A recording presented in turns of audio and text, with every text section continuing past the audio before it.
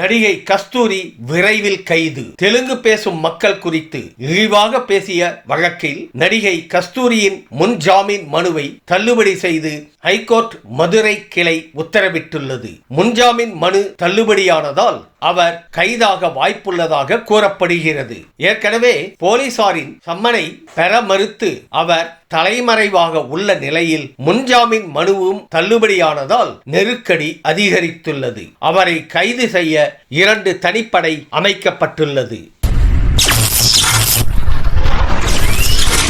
உலகின் மக்கள் தொகை தற்போது 800 கோடியை கடந்துவிட்டது. இந்த எண்ணிக்கை 2100 1000 கோடியை கடந்துவிடும் என்கிறது UN பாப்புலேஷன் டிவிஷன். 2100ஆம் ஆண்டில் அதிக மக்கள் தொகை கொண்ட நாடாக ஏற்ற இறக்கம் கண்டு இந்தியா 153.3 கோடி மக்கள் தொகையுடன் நீடிக்கும் என குறிப்பிடப்பட்டுள்ளது. அடுத்தடுத்த இடங்களில் சீனா 77.1 கோடி, நைஜீரியா 54.6 கோடி, பாகிஸ்தான் 48.7 கோடி என இருக்கும் என்று கணிக்கப்பட்டுள்ளது.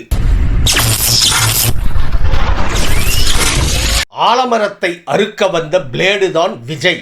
லியோனி பேச்சு. தவேக தலைவர் விஜயை கடுமையாக விமர்சித்துள்ளார் லியோனி. திமுக கூட்டத்தில் பேசிய அவர், புது கட்சியை தொடங்கிய ஒருத்தரு மேடையை நோக்கி ஓடி வந்தாரு. அங்க பொம்மை கோட்டையை வரைஞ்சு வச்சிருந்தாங்க.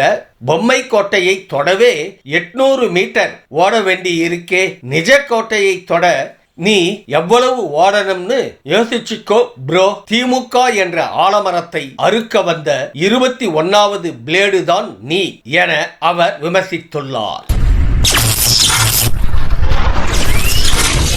திரையில் மீண்டும் வருகிறார் சக்திமான். சூப்பர் ஹீரோ தொடர்பான சக்திமானுக்கு ஒரு பெரிய ரசிகர் பட்டாளமே உள்ளது.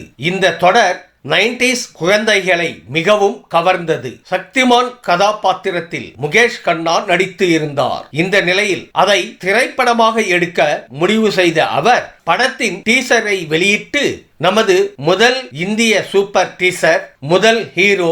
ஆம், இன்றைய குழந்தைகள் மீது இருளும் தீமையும் மேலோங்கி வருவதால் மீண்டும் வருகிறார் என பதிவிட்டுள்ளார் அவர். தளபதி சேனலுக்கு சப்ஸ்கிரைப் செய்து ஆதரவு அளிக்க கோரும் தளபதி.